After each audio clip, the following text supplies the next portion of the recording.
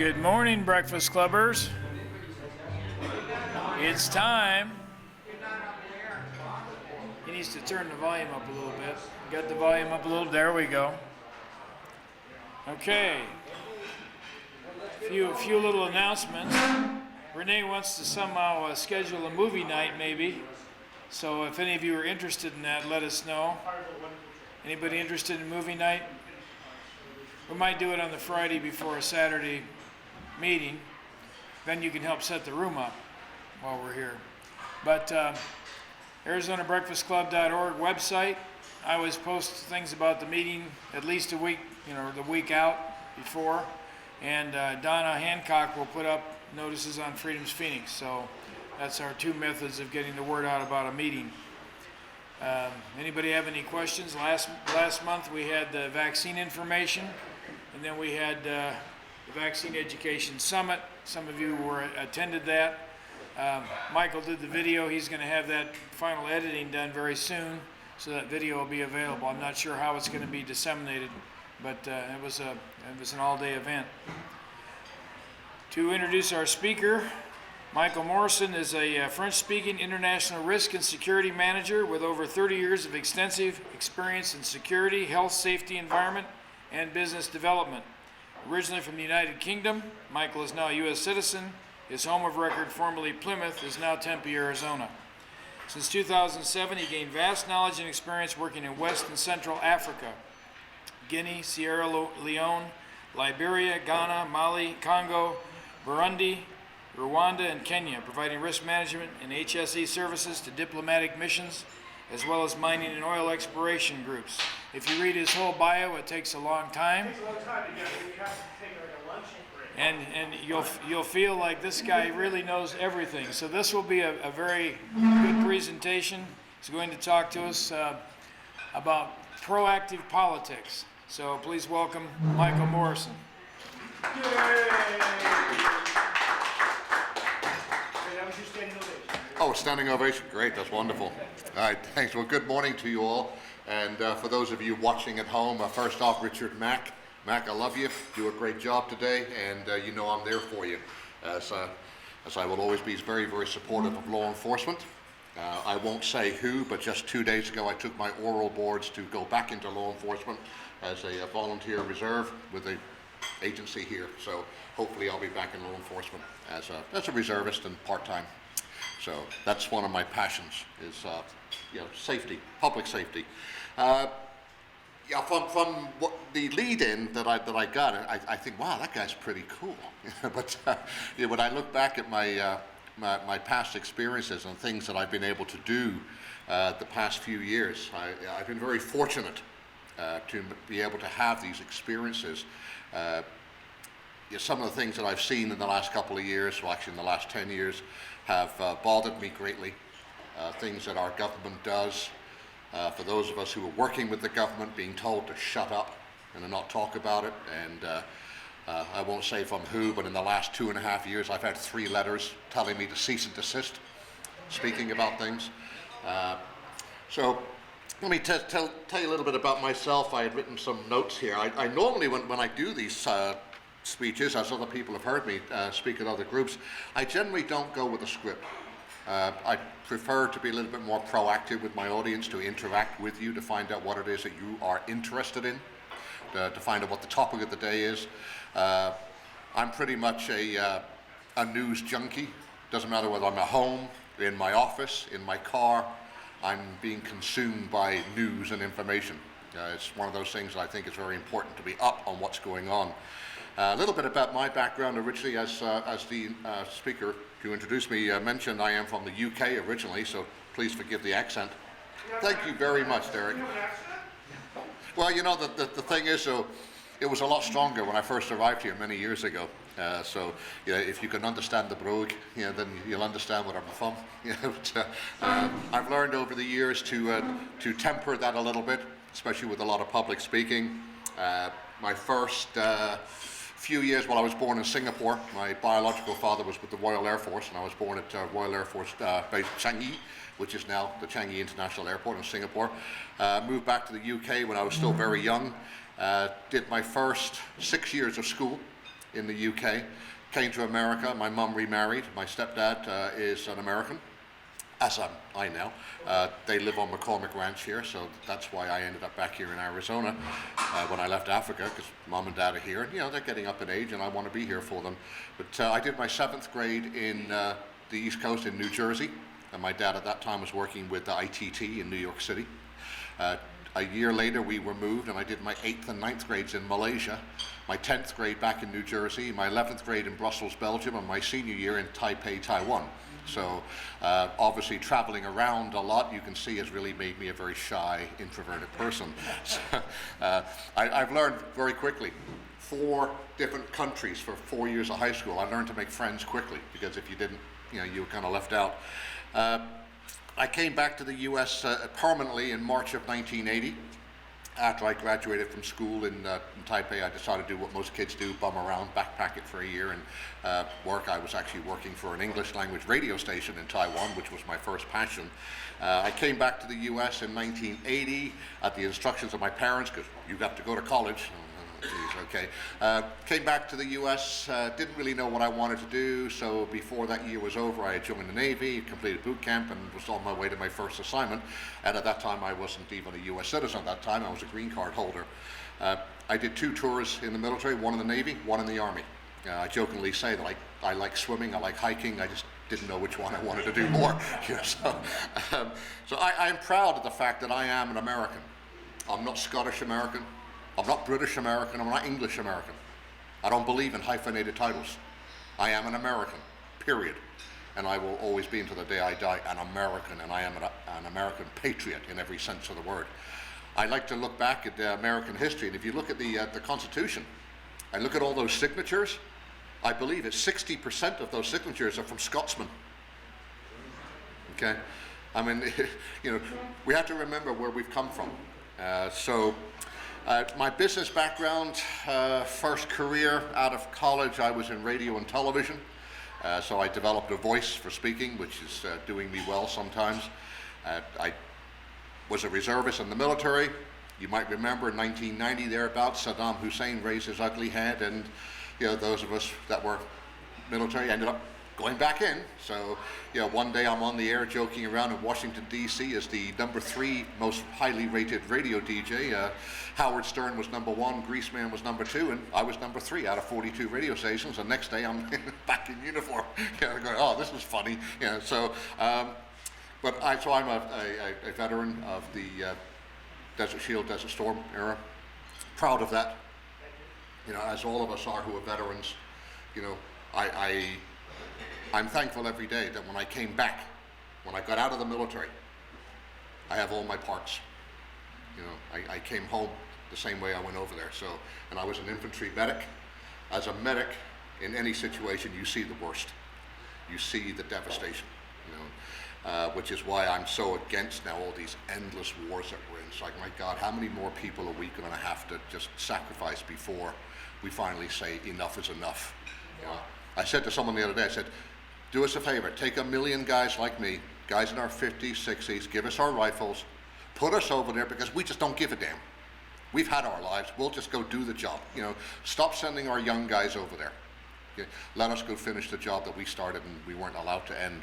And I've always felt very badly about that. You know, the 100-hour training session that ended up with everybody looking at each other like, what the hell do you mean we stop? Why are we stopping? Look, we can smell Baghdad from here. Let us go. You know, and even back then, those of us who were NCOs, we were all saying, oh my God, we're making the same mistake today that we made in World War II. We didn't have Patton roll into Moscow, and we're not going to let Schwarzkopf roll into Baghdad. Had we done that, we wouldn't have the problems that we have nowadays. Look, that's just my opinion, okay? We need to learn to finish the job. Because why? We're Americans. You know, we don't leave a job half done. Sir? Is that Operation Desert Storm? Sorry? Yes, Operation Desert Storm. Mm-hmm. Desert Shield became Desert Storm. Desert Shield, Yeah. Desert Storm, 91. 1991. Started. And also, that's the same thing Barry Goldwater was saying, let's bomb the ports of Haiphong in Vietnam or whatever it's called there. And our military people said, oh no, there's more money if we just string this It's out. the military-industrial complex. Yes. You know, so my business background after I got out of the military, didn't really know what I wanted to do. I knew that I just couldn't be that funny guy on the radio anymore. It just wasn't in me. So I ended up going back into security. Done a lot of work overseas. I've worked with companies like Halliburton, KBR, Kellogg Brown Root, Bechtel, one of the biggest construction companies in the world. Did that and managed a security company in California, which I loved. I love security, it's my industry. Did that for quite a while, built the company up. During that time, I got an inkling to get into politics. Well, let me backtrack. I was dragged kicking and screaming into politics. I made the mistake of, my little town that I lived in California was called Marina, California, right next to Monterey. It's in Monterey County. And I made the mistake a couple of times of going to a city council meeting as a small business owner manager and complaining to the city council about what they were doing and how they were hurting small business and how they needed to get their heads out of their rear ends. Well, as it happened, one of the members of the city council was the retired colonel, commanding officer of the Defense Language Institute, and she goes, "You're a veteran." So next thing I know, she's telling me, "We want to put you on the Economic Development Commission because you can help us make decisions about economic development business." Okay, it's 1 week, it's one evening a month for 2 or 3 hours. I thought, I could do that, not a problem. Next thing I know, she and her husband, who's also a retired colonel, are touting me as the next candidate for city council. And I'm thinking, what the hell are you talking about? They were talking about me, and I'm thinking, hold on a second. You want this guy who's politically incorrect when it comes to the stuff that comes out of my mouth to become a city councilman? Are you out of your mind? And they're like, okay, first off, it's just, are you out of your mind? You don't need to put the extra words in there. So they slowly started telling me, hey, look, I'm an old infantry soldier. I just say it like it is. So I told them, okay, the job pays $200 a month. I said, so it's nothing to get excited about. I said, so I'm not going to spend a single cent of my money to get into a job that, first off, you're not going to be appreciated and people are always going to cut you down. And for $200 a month, it's not worth it. You want me to run, you raise the money and you do it. So we ran. There was 3 of us running, and I took 63% of the vote. So Marina is actually a very hardcore military town because Marina was the home to Fort Ord, which was my last duty station, largest military base closure in our history. So I, come on in. So I served on the city council. Next thing I know, I'm the mayor pro tem, the deputy mayor, and I'm wondering what the heck is going on. I'm just a guy trying to run a small business. Shortly later, I find I now have the title commissioner. I'm county commissioner, and so I'm thinking something's going on here. And I enjoyed politics. I enjoyed the fact that I could help people. When you're in a small town like Marina, California, only about 50,000 people in the entire town, and approximately 60% of them are military veterans. We had 54 nationalities represented in our city. Because soldiers and sailors have a habit of marrying foreigners when they go overseas and they bring them all back with them. So we had this very diverse city, and it was wonderful. We had one major supermarket. So it was very rare that I could go through the supermarket without being accosted positively or negatively by someone. There's nothing like being in the meat section trying to choose your steaks for the weekend barbecue and you got someone talking to you about the pothole outside their house. But I realized one day that I could make a difference. And when someone did come up and talk about a pothole that's in front of their driveway and it's been there for months, I could literally pick up the phone and go, hold on a second. And I would talk to Charlie, the head of public works. Say, Charles, Michael, I'm over at the Bashas, Mrs. So-and-so. Man, what's your address?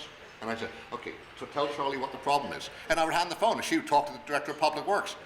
And lo and behold, Monday or Tuesday, I would get a call from this lady saying, I came home and the pothole's fixed. And I'm thinking, okay, maybe that is what a politician is supposed to do. No. So I enjoyed that, and I really did enjoy it, and being part of the community and helping people, doing small things like that. I mean, obviously, there were some other things. I had to go twice a year to Sacramento for meetings and all this kind of stuff, and I didn't really care for that. But the Republican Party decided in 2002 that they wanted me to run for state assembly. And I was being run as a placeholder because in California, assembly is so you can only have 3 terms. The person I was going to be running against was running for his 3rd and last term. So the idea was that I go in, get the name recognition, come back, But I was in a district that was only 18% registered Republicans. And I was thinking, oh, jeez. But I told them from the very beginning, I said, I'm not running to be a placeholder. I'm running to win. And if you're not willing to back me to win, back out now. And many of them did. They said, well, okay. Except for one gentleman, Paul Bruno, who was at that time chairman of the California Republican Party. He said, Michael, I believe in you. He said, I'm going to tell you the truth. I think it's going to be a hard win if you do. He says, but let's run to win so that in 2 years we come back and we nail it. And we did. And Team Michael got together. I mean, we could meet around my coffee table. That's how big my campaign team was. But as I said, 18% of the registered voters were Republican. The others were Democrats and everything else. Because we also had Santa Cruz in our district. Yeah. I'll tell you what, they used to say I was brave because I would go up to Santa Cruz just then and I would give speeches. And I used to go and talk to Santa Cruz students. And I found that when you speak to them as adults and mature adults, they respect you. And they did. And I would have young college students from UC Santa Cruz come up after us and say, you know, I don't like the Republican Party, but what you said about this or what you said, I really like that, thank you. Because I ran on issues that were important to our area. I chose the issues. We're in Monterey County. We have two industries, agriculture and tourism. Well, those need clean air and clean water. You destroy your economy in Monterey County, you're done. The whole county goes under. So naturally, not because it was the political right thing to do, it was just the right thing to do. I said, we have to take care of our Monterey Bay. We can't allow oil rigs to be in the Monterey Bay like they are down by Santa Barbara. I said, one accident, one unintentional accident, and our entire economy is destroyed. Are you really willing to take that chance? So because I stood up for the clean water, because I said, look, you have to have clean beaches for the tourism. You can't have tar on the beaches of Pebble Beach or Monterey or Carmel. I said, you have to. So I took the stance that I was an ecological Republican. Well, the fact of the matter is we are all ecological. We all like to breathe. We all like to take a walk on the beach now and then or go up to the mountains in Payson or whatever and have a weekend. So we like a clean environment. But I just looked at things differently. I said, look, you can still drill for oil in the Monterey Bay. You just do it from a mile inland. There's this thing called directional drilling. You drill directionally. So that way you don't risk anything. So I was seen as someone who would at least think through the situation. So as I said, in a district of 18% registered Republicans, on election night, I took 46% of the vote. So how many Democrats crossed over? You see, I don't believe that it's a Democrat versus Republican thing anymore. I really don't. I watch all the news. I think it's intelligence versus stupidity. Okay? I have met many, many Democrats who are Democrats, and they are intelligent people. But they also happen to believe in maybe they believe in abortion, and that's the only reason that they're a Democrat. And I think, okay, because even when I spoke to the Republican Party convention in Sacramento that year when I was running for office, my handlers were telling me, even before I went on stage, Michael, don't do it. For God's sakes, Michael, don't do it. Do not do what you're going to do. Well, I went out and I did what I got to do, and I told people what my viewpoint on abortion was. I said, we have to be compassionate. When you tell somebody, no, you can't do something, you have to give them an alternative. So, and I asked them, I said, how many out there right now, thousands of people, I said, how many of you have adopted an unwanted child? I said, wow, thousands of you here, maybe what, a dozen hands went up? So shame on the rest of you. You have to be proactive. I don't have children. It's something that never happened in my life, and it's God's plan. I'm not married. I don't have children. Maybe he's got a plan for me that requires, my past life. We'll talk about it. You wouldn't want to be a wife to a guy that did what I did. But that was politics to me. The true nature of it. I will tell you right now, I believe that you have 90 days. If you get pregnant, you got 90 days. Because if you can't make a decision in 3 months, you've already made that decision.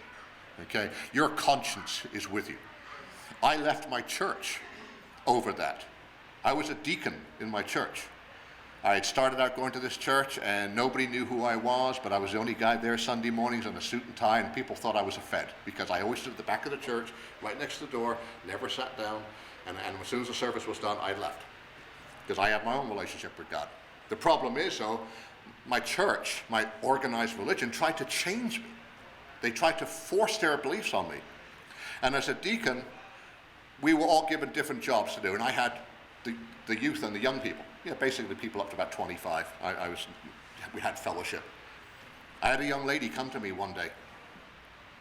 She was already starting on her professional career, doing well, had plans for her life. She wanted a family, she wanted a husband. And she came to me and said, Deacon Michael, I've made a mistake. And I said, what's the problem? She goes, I can't talk here in the sanctuary. She goes, I can't have God hear me. And I said, well, come on, let's go. We went and had coffee. She had had an affair with a gentleman. He wasn't married, just, she had had an infatuation with a young man. Thought she had taken all precautions. She was now pregnant. And she came to me and said, what should I do? They said, well, you have a head and you have a heart. I said, and whatever you choose, God will forgive you if you ask for his forgiveness. I said, so you have to make that choice for yourself. I will support you. I said, remember, I'm a security, I'm a bodyguard. I will protect you from anybody who wants to do you harm. Whether I agree with you or not is totally immaterial, but I will pray on this, and I will help you in any way I can. She finally made the decision that with her family being the way they were, very conservative, she goes, I have to send this child back to God. She goes, I have to send this soul back. And I said, okay. So I went with her up to Santa Cruz, to the clinic there, and I prayed with her in the car before. I walked her to the door, and I told her, I said, I can't come inside, but I will be right here, standing right here when you, and I never left that spot. I stayed there the whole 2 or 3 hours waiting. And when she came back out, I could see that although she was deeply saddened, she was also deeply enlightened. She had a load lifted off her. And I said to her, I said, what do you want to do next? She goes, I have to go and confess to God. I said, where do you want it? She goes, in the sanctuary that I couldn't before. I said, okay. So we drove back down to Monterey. As a deacon, I had keys to the church. I went in there. She went to the altar and she prayed. And I went and did some other stuff in the office. And long story short is that the pastors found out about this, that I had supported this great sin. And I told them, no, the sin would have been to turn my back on someone in need. You don't turn your back on people even if you don't agree with what they want to do, unless of course it's, they're telling you they're going to go murder their wife or something, then no, you don't turn your back on them. I was so angry at the church's response that I remember the next Sunday, as head deacon, I now stood by the back door, but my job was to walk down and take all the collection plates, and when everything was done, go back to the office, do all the counting, and make the deposit slip while the sermon went on. And the pastor, for some reason, thought that day was going to be the day to bring this subject up. He thought he was going to shame me. You can't shame me. No person can be shamed unless they choose to be shamed. You can't be shamed. You can't. You can't shame me, because if I believe that what I've done in my heart was the right thing to do, maybe it was the wrong thing at the right time or the right thing at the wrong time, it doesn't matter. You couldn't shame me. So he tried to shame me in front of an entire congregation. And at that point, I reached my hand in my pocket, took the keys, walked up to the altar and said, F you. And I walked out. Which denomination? It was a non-denominational, full gospel, it was a rock and roll church, we had the band and everything. And I apologized to several people later, for the use of the F word, but I really felt that strongly, and the fact that... I think she made her decision about that when she slept with the person. So you're saying she had... No, because I think we've all done, in our lives, we've all done things that we are ashamed of. Well, yeah, but God knew that spirit when he was in the mother's womb, and I'll drop it. Right. No, I mean, it's a theological discussion. My thing is, someone, a human being, came to me in trouble.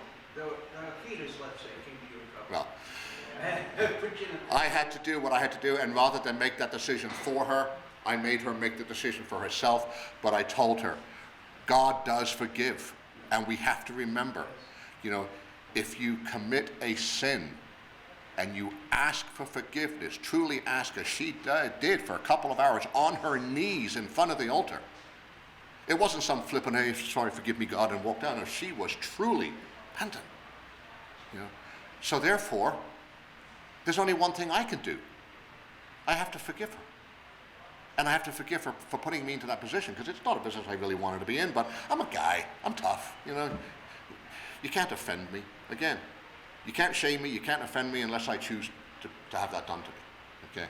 So that was something that was very poignant to me, and it made me realize that people are not always what you expect them to be. And at that particular moment in time, I realized that my pastors were, in my opinion, hypocrites. How can you sit there and tell people every week that if you commit sin and you ask for forgiveness, you will still receive it, and then when someone comes to you for help, you turn them away? You know, that's not what Jesus would have done. What did Jesus do with the prostitute? He told her, go and sin no more. And that is how, and I know this young lady now, what, almost 20 years later, she has a great family, wonderful home, a couple of nice kids. It's a part of her past that will always be with her, but she lived her life after that point the way God wanted it. She made a mistake, and God knows all of us. He knows our hearts. He knows we've all made mistakes. Some have made mistakes that are more serious than others. But to say that you cannot be forgiven, I think is just, you know, you need to read your Bible again.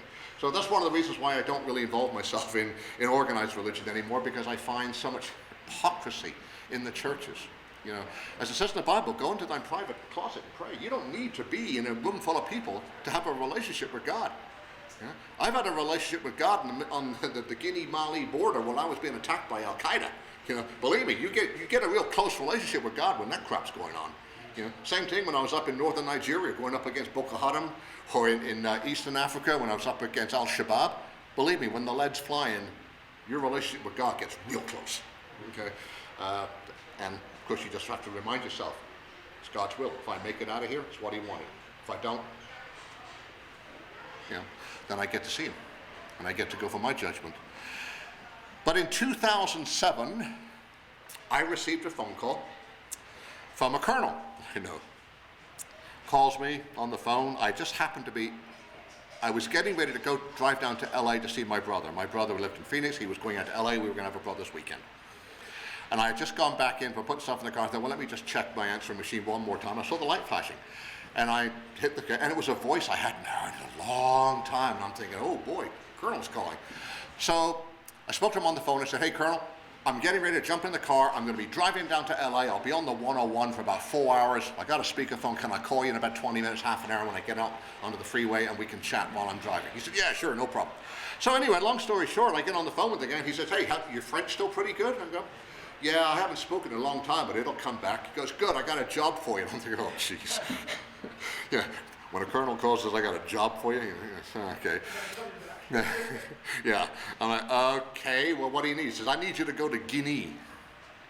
And I'm thinking, okay, well, there's 4 Guineas on this planet. There's Papua New Guinea, north of Australia. There's Guinea-Bissau and Guinea-Conakry. Both of them are in West Africa. And there's Equatorial Guinea, which is in West Central Africa. I said, okay, there's 4 Guineas. Which one is it? He goes, well, which one's the French-speaking one? I'm like, oh, yeah, okay, they speak English Aussie over there. They speak Portuguese in Guinea-Bissau. They speak French in Guinea-Conakry, and they speak Spanish in Equatorial Guinea. So I guess it's Guinea-Conakry. He goes, yeah, that's the one. I said, okay, what do you need?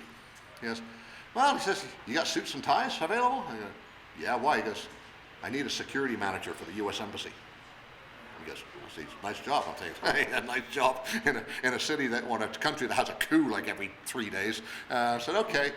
So he was flying in from West Africa and was going to meet in Florida. Headquarters of the company I was working for at that time was G4S, their division called Armor Group. Armor Group is a PMC, private military contractor. It's basically, private military contractor is a politically correct term, modern term for mercenary. Okay, so, and we're all referred to as operators. You know, we operate in different places. So I went overseas as an operator with a private military contractor, and my job was to be the security manager for the U.S. Embassy in Guinea, and I did that for a couple of years. I was seriously injured in 2009 up on the Guinea-Mali border. I was there with on loan to a mining company, an American mining company that was building a $6 billion mining project.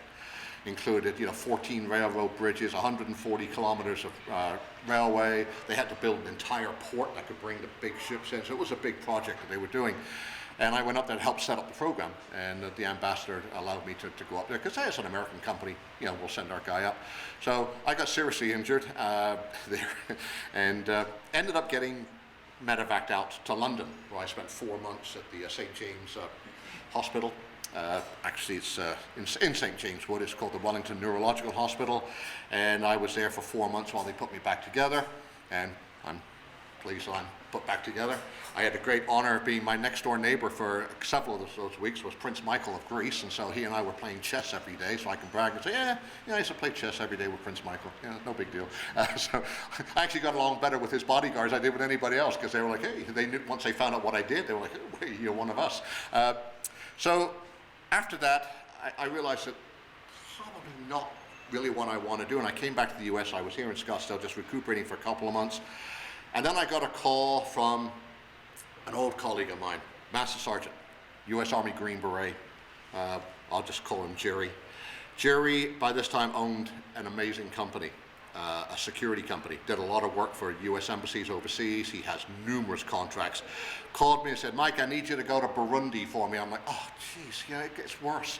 Guinea was bad enough. Burundi, I'm like, can't you send me someone like, I don't know, Tanzania, I can go on safaris, send me to Kenya or Gambia, or somewhere with beautiful beaches. No, you speak French. That's right, because just so you know, in Africa, the countries that President Trump was talking about, those are the French-speaking countries. Okay, they really are. The English-speaking countries are all doing quite well. The only exception that would be Ivory Coast or Cote d'Ivoire. Ivory Coast is doing amazing. They're French-speaking, but if you go to Abidjan, their capital, you think you're in a modern European city. Glass, skyscrapers, everything. So, and also Rwanda, which used to be French-speaking, but they told the French to piss off after the French refused to help them in their troubles, as they call them, and they are now part of the British Commonwealth. And for the last 20 years, everybody's speaking English. So, great countries. They're wonderful. I love going to Rwanda.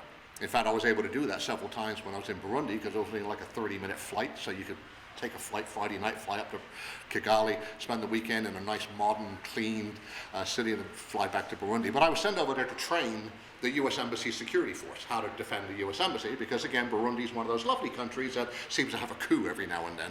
And so I went over there, spent a few months there, and then I was called by another company and said, hey, we hear what you're doing in Burundi. Can you go to Congo for us? I'm like, oh, it just keeps getting better. Now they want me to go to Congo. I'm like, frickin' heck. Okay, so I ended up going to Congo and did the same thing there, spent a few months getting them up and trained, and then the company that sent me there said, hey, listen, we understand you've got a lot of pull in Guinea. I said, well, I was the security manager there. I know all the generals, I know all the ministers. I'm licensed in Guinea. I have an outlet there. In fact, my partner just went back to Guinea a couple of days ago, just sent me a text this morning saying that they'd arrived back in Guinea, so we're doing some stuff there. So they said, look, we understand the U.S. Embassy contract is coming up for review. We'd like to bid on it, so we're going to send you back there, and you set up an office and all that, and get ready to bid on the U.S. Embassy contract. I said, okay, no big deal. So I did that for them. But while I was there, I happened to be at there's a hotel called the Riviera, and it's where all the expats go on the weekends. Nice pool, fitness center, buffet. There's very few places in Guinea where the expats can hang out. And so I would go there most evenings, because I'm not going to cook, and I would order from the bar menu, and you get to know all the guys hanging around the pools. Well, there was a lot of guys there from Scotland, so I was able to speak my own language for a while there. Guys from Australia, Aussies, Kiwis from New Zealand, the Canucks from Canadians. We all have our nicknames for each other, and I got to know them all, and they got to know me. And one day they said to me, they said, Mike, we're going to need a hell of a security program for our operation here, for the drilling out in the Gulf of Guinea. They're putting up an oil rig. I said, yeah. I said, I can give you some names. They go, no, we want you. I'm like, what? They said, we want you to head up our program. I'm like, well, I currently work for this other company. Well, we'll run the contract through them. So I go on the phone to corporate and go, you know that U.S. Embassy contract you wanted? I just got you something that makes that look like peanuts. So all of a sudden now we're running this security contract for this big oil company out of Scotland. big organization. They were drilling out in the Guinea Gulf, so we had everything from the security for the rig, which is about 200 miles out, wasn't just off the coast. We had to run helicopters, so I had to have security at the airports for all this. I had to have security at the seaports for all the stuff coming in. For those of you who come to my office, you see my 2 dogs here. Those 2 dogs were born inside one of those drilling pipes, and I adopted them and brought them back with me, because you don't leave your buddies behind. Right? So that's kind of my background in Africa, and I still get a lot of calls. Last year I got a call from another company asking if I could go over there for a few months and do some consulting, so I was gone, well, this time last year, September, October, November, I was back over in Central Africa, again, Burundi, Rwanda, and Congo, in that area, just doing some security consulting, letting them know, what I think they should do. And then while I was there, they asked me to, can you, while you're here, retrain the entire security force at the embassy here in Burundi? I'm thinking, gee, so what was supposed to be a 3-week trip turned into, 14 weeks. So it was a long trip, but I enjoyed it, and it's something that I enjoy doing. So Africa is somewhere that I have a lot of experience, and in fact, there are some people in the Maricopa County court system who consider me to be an expert on that matter, so I get called sometimes to testify. But I want to tell you right now, you might remember this, I think it was on the news, Benghazi. Ambassador Stevens, 9/11, 2012, he was killed. Actually, he wasn't killed, he was brutally murdered. About 2 weeks before that happened, a call went out. And I'm going to be very careful with what I say today, because I still may have to testify in a congressional subcommittee. Congressman Biggs, Congressman Schweikert, and Congressman Gosar have been working with me on this. Careful, Your Honor. That's why I'm being very careful. Okay? I will not use names or pronouns. Okay? The call went out. The reason being is because Ambassador Stevens was being protected by a security company called Blue Mountain Security. Now look, I'm from the UK, so I should have been proud of that. But the fact of the matter is, Blue Mountain Security was from Wales. Wales is a little tiny country. Strange language there, but they should not have had that contract. They were not qualified to execute that contract. They were in Benghazi protecting our ambassador, a Welsh/British company, British, protecting the American ambassador in Libya, protecting the American ambassador with unarmed guards. The only personnel they had, other than a couple of the expats who went over there, were local nationals, Libyans. Now, I've met a lot of Libyans who hate what it was. They love our way of life, and they want that for their country. There are true Libyan patriots over there. Unfortunately, some of the guys working on the ambassador's detail were not. So the call went out that that company needed to be replaced. I happened to be in Guinea at that time. Another operator I knew really well, Brad, was down in Sierra Leone. There were guys in Liberia and all around. Call went out. So the team amassed in a few days. Everybody gets where you're going. We amassed in Egypt. We make our way to the border. Okay. Now, a couple months before that, I had already been up there with a group called Médecins Sans Frontières, Doctors Without Borders. They were running medical supplies from the Egypt-Libya border into Benghazi, coming back. I mean, it was hell on wheels. I had one vehicle blown out from underneath me, crossing the desert. But that was a kind of a comical sight. You know, like the Suburbans with the doors actually open this way in the back? You put that thing into drive and you just let it go on its own, and I'm in the back just pulling stuff out of the car. Well, the car's going down the dirt road, it's all sand, it's on fire, but it hasn't reached the fuel tank yet, it's up in the engine. And I'm just pulling stuff out, knowing that in about 15 minutes, another one of our vehicles is going to come up, and I'm just going to start throwing stuff on the roof, because it's all medical supplies. There's nothing that would be dangerous for that fall into the hands of the enemy. So I knew the area pretty well. I mean, it's dark, it's desert, you kind of go by landmarks, so I remember that mountain, yes, it should be on my right, okay, thanks. So I know I'm heading in the right direction. So that had been what I'd been doing over there as a consultant for a group called Médecins Sans Frontières, Doctors Without Borders. Long story short, we were ready. The team was ready to go in, relieve Blue Mountain. They had acquired all the equipment they needed. Okay. They were ready. As we're getting ready to roll in, the company received a stand-down order. Stand down. What do you mean, stand down? Because this is being relayed by phone. Hey, you guys are on standby. Uh-oh, now you're on stand down. What the hell's going on? What do you mean stand down? We're ready to roll. The order came from the State Department. This, in true essence, as I've spoken to a couple of our congressmen, can be classified as a military operation using private military. It's still a military operation sanctioned by the United States government. Therefore, Mr. Congressman, could it not then be argued that the only person who has the right to order a stand down on a military operation is the President of the United States of America? Well, yeah, you know what, I've done as much as I can. I've told as many people. The worst case scenario, Clinton gave the order. The question is why? Why was that order given? Okay? This story about some video online is the biggest piece of bull you will ever meet. Okay? I saw the video. I have Muslim friends who have seen the video and they were like, yeah, okay. Yeah. Do you think Hillary was able to make the decision without the White House call? I think she was arrogant enough to do it. And not make the call up the Hill to get approved?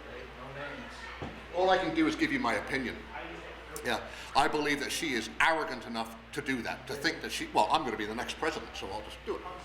The way it came to us in the news, so to speak, and I don't really watch news, is that he had requested like 4, 5, 6 times. Yes. And Washington, now we can't hear you. We can't hear you. We got an agenda going here that you don't know about. That's because the military and State Department are two separate animals. So eventually it went through State. Look, we need to do this. So it went through the State Department. They went out of their way to interfere with They did. necessary. And again, I can only tell you from what I saw personally, what I heard personally. So my opinion is that he was left to die. Yes. They knew he was going to die Yes. because the intelligence was there. Yes. The 4 individuals that went to aid him, 2 of them were supposed to be there.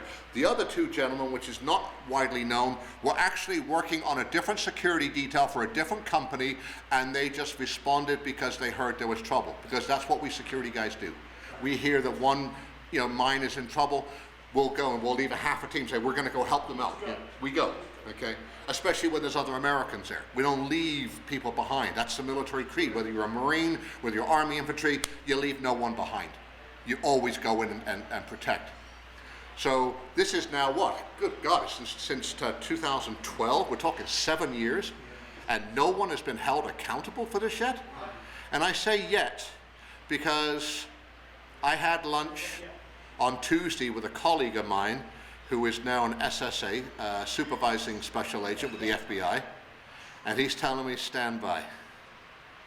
He says, stand by. He said, Barr is up to something. Right, but I just explained what Barr's up to for my trip to Ukraine.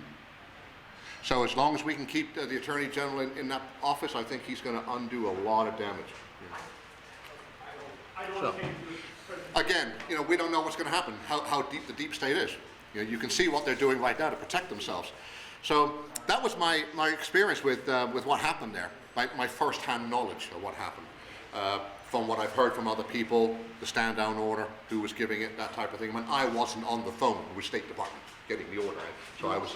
And also the news makes it sound like it was predetermined ahead of time what to do, but it was cut off. You can't fly airplanes in there and help them out, or however that works. You don't finance the movement of you don't finance the movement of an entire team and equip them to do a job without prior knowledge. Somebody had to approve that budget. They had a pre-approved plan on what to do. Correct. And somebody said, don't do that. That was 14 hours to nail them. Yep. Well, they didn't say it, but that's what it We meant. got the stand down. That was it. So that's that's the extent of what I can talk about Benghazi. Not because I'm not allowed to, but that's the extent of my knowledge. You didn't use the word psychopath in there. No, I'm trying to be kind. Come on, there's ladies in the room. I'm thankful you didn't. Sir. Is there any truth to the rumor that the initial attack didn't actually take them out and the CIA was sent in to finish it off like at 5 a.m. in the morning? I couldn't even begin to talk about that. And I mean, in situations like this, you have to be very careful with the rumors that fly. okay? Because there's a lot of unsubstantiated rumors out there. Oh, the CIA did this, oh, the CIA did that. You know what? Is it plausible? Oh, it's plausible. Is it probable? Yeah, probably not. You know, we will, I mean, someday the truth will come out. It may be after, and our grandkids may be the ones to hear it, but the truth will come out. Okay? It always does in this country. You can't hide something for long. Yeah, and especially now with instant news. My God, we're in, and as I said earlier, I'm a news junkie. I'm always be having stuff shoved into my brain. You know, we have a lot of information. We just have to sift through it. And that's one of the things when I talk about proactive politics is my favorite saying is wait 2 days. I tell everybody, wait 2 days. 48 hours. Yep. Something comes on the news, breaking news, so and so, so, and I'm like, yeah, wait 2 days. And in 2 days you find that the whole story is different. Yes. Okay? That's the headline. The headline. I want the body of the story. I want all the facts before I'm going to make a decision. And too many people out there jump to conclusions right away. They're like, oh my God, I heard, blah, blah, blah. Yeah, wait 2 days. You know, just let the information sift through and what comes out the bottom will be the truth. Okay? And we're seeing that every day on the news. The fake news, the real news, you know, what is the fake news? I'm sure that sometimes CNN gets it right. I'm sure there's occasionally they get the story right, but you know. So yeah, Africa is a great place to be. I have to go to work. I'll see you again, my friend. I'm a subordinate. Well, I'm glad to have you here. So we've only got about another, 10 minutes. But anyway, I just wanted to talk about other things that I saw in Africa that our State Department is well aware of. Regulations within the State Department state that priority must be given to American companies to do business with the State Department. Fair enough. There is actually a law. It's a 10% preferential. In order to get that 10% preferential, whereas an American company, I can charge $100 for something and a foreign company can charge $90 and I'm still going to win because I've got that 10%. I'm allowed that 10%. Because, well, the government realizes, yeah, I'm going to pay taxes and some of it comes back. So there is a law on the books about this 10% preferential, but it must be given only to American entities, people or companies. That's the law. Right now at the State Department, over $1 billion a year in embassy security is being handled by the company I used to work for, G4S. That stands for Group 4 Securicor. Reason being, Group 4 was the largest Dutch security company. Securicor was the largest British security company. Under the EU, things have really come together. They came together and created this huge company. G4S is a British, 100% British company. Do I know this? Yes, because my first 2 years in Africa on the 18th of every month, I had to do my books for the embassy account, send to London all profits. After all local obligations are taken care of, send that money to London. As did Sierra Leone and everybody else in the US. Everybody sends all their money to London. It's a British company, 100%, British owned, British managed. They decided that they were going to circumvent the rule, but they were going to go and buy Wackenhut Security, started by George Wackenhut, former, okay. So, they buy Wackenhut Security. And then they stand and go, we're an American company. And we're like, no, you're not. Even the GAO, the Government Accounting Officer, said, you are not an American company. Well, by now, Wackenhut has disappeared. Everything's got the G4 uniform that they've totally gotten rid of Wackenhut. So even the GAO, the General Accounting Officer, said, no, you're not an American company. You're a British company. But yet, even to this day, G4S is receiving the 10% preferential. They're doing $1 billion a year in business with your tax dollars. And where does all their profit end up? In a British bank account. So I've been working with Congressman Gosar and now also with Congressman Biggs and Congressman Schweikert to put an end to this. I've received cease and desist letters from G4S's lawyers threatening me with destruction. My response has usually been, bring it on. I'm not a Brit anymore, I'm an American. You don't scare me. And every time I do that, they back off. I have, in part of my report that I'm doing, over 50 major, serious violations committed by G4S in the line of duty. Allowing rape camps, allowing children to be used as guards, using children in combat, trafficking. Their guards at the Peach Bottom power plant in Georgia were all found asleep with their assault rifles next to them. This is the quality the American people are paying for. I presented all of these things to the congressman. They're now trying to get this something done. 2 years later, I hear from Congressman Gosar, and I love this guy, he's great. He's tenacious. He's like me, he's not going to give up. He calls some of the State Department people into his office, which congressman can do. They ask, you better show up. Well, the problem is, though, the State Department sent 3 of their special agents who know what's going on, and they go, oh, no, that's not happening. It's all wrong. So Paul gets me and says, well, I don't know what else to do. I said, Paul, tell you what, I'll fly to D.C. on my own dime. I have a very, very good friend of mine that I have the code that he has a 4-story brownstone in Falls Church. I said, I got a free place to stay. He's hardly ever in the country. He's already told me, use the house whenever you want. I said, won't cost you anything in the way of hotel rooms. I said, you put me in your office with your staff and you bring those 3 bastards back.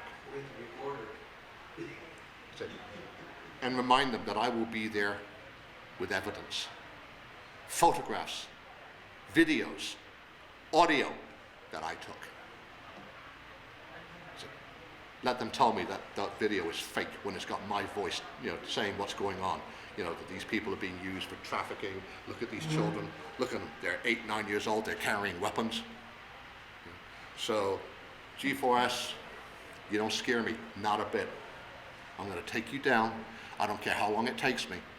But as far as I am concerned, American embassies, American ambassadors, American diplomats should be protected by Americans, especially those of us who are veterans, because we will do the job. Those Brits, what do?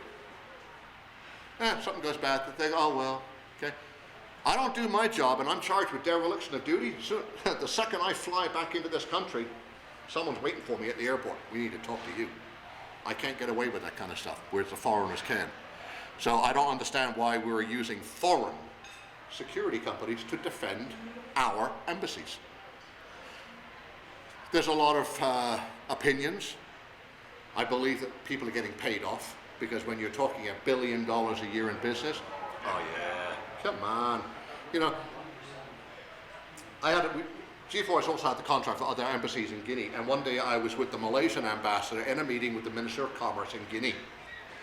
They were talking about building this big hen farm, a big chicken farm, which they need in Guinea.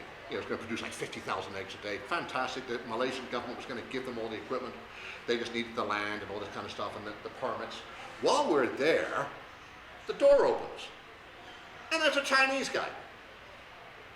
Now, my Chinese is very small from having graduated from the Taipei American School, but I understand when he said, may I see you for a moment? And I looked at the minister and I said, pardon, monsieur, nous avons une réunion. Excuse me, sir, we have a meeting with you. Because the Malaysian ambassador didn't speak French. Okay. So he says, oh, yeah, d'accord. He says, wait, Alain. And the guy walks in. You've all traveled. You've all seen what a duty-free plastic bag looks like. Usually holds, the plastic ones. They usually got the Marlboro things. Okay. The guy walks in, puts it on the minister's desk.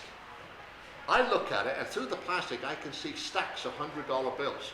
Now, as some of you know, when I was in Africa moving around, I very rarely had less than 50,000 in cash on me. And that's just a couple of things in your pockets, because the thickness of a deck of cards, that's $10,000 in $100 bills. So it doesn't take much. Imagine you got 5 decks of cards and all your card reprints. So I know, looking at that, I'm thinking, holy crap, that's about $500,000. And the guy says something, and he leaves.